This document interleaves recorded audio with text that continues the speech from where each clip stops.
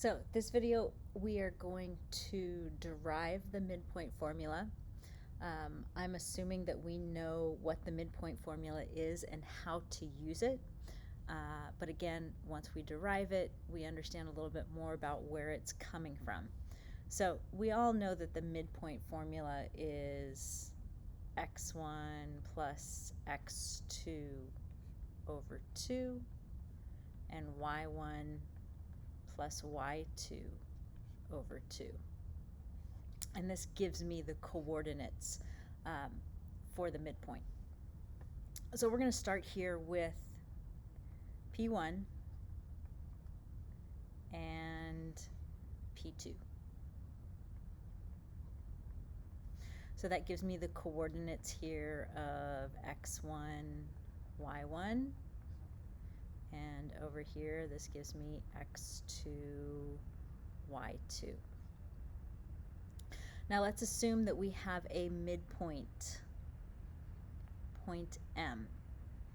Now, being as that is the midpoint, we know that the distance from P1 to M is going to be the same as the distance from M to P2.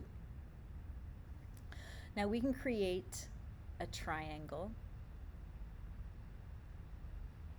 dropping a vertical from M and a vertical from P, a horizontal from M and a horizontal from P1, so that we've got two triangles here that are right triangles, where the hypotenuse are the same distance. That's the P1 to M and the M to P2. Just for ease of talking about it, let's call this point A. Knowing what we know about coordinate planes, we can see that this value here is going to be x, the x coordinate. The y coordinate is going to be at the same level as P1, which makes it x, y sub 1. We're going to call this point B. Now again, my x is going to come from this vertical line we dropped, so my x coordinate is x2, and the y is the same level as that of point M. So this coordinate is x2, y. Now, we know that these two triangles are congruent.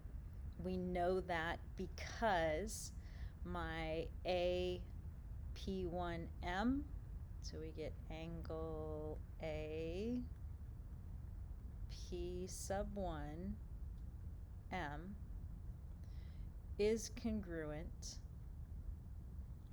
to the angle B M P sub 2. Now, we know that because we can look at it as parallel lines cut by a transversal. So we've got this parallel line, this one and this one. They're both horizontal, which makes them parallel, cut by this transversal that is the hypotenuse. And you can see here that those are corresponding angles. So we know that those angles are congruent. By the definition of a midpoint, we know that P1 to M is going to be congruent to M to P2. Again, we set M to be the midpoint, so those two have to be congruent. The same way we said that these were corresponding angles, we can get that angle M P sub 2B is congruent to angle P sub 1 MA. So what this gives us is, let's make this a different color, two congruent triangles based on the fact that we have angle, side, angle. which is enough to say that those two are congruent. Then, if we look at corresponding parts of congruent triangles are congruent, what that does is it tells me that P sub 1a, so this distance here, let's make those two lines, has to be congruent to M to B. So what that means is we've got x minus x sub 1 has to be equal to x sub 2 minus x.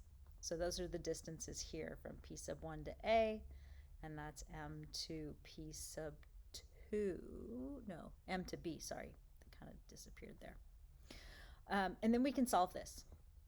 Adding the x to both sides, that gives me 2x on the left side. Adding x1 to both sides, that gives me x sub 1 plus x sub 2.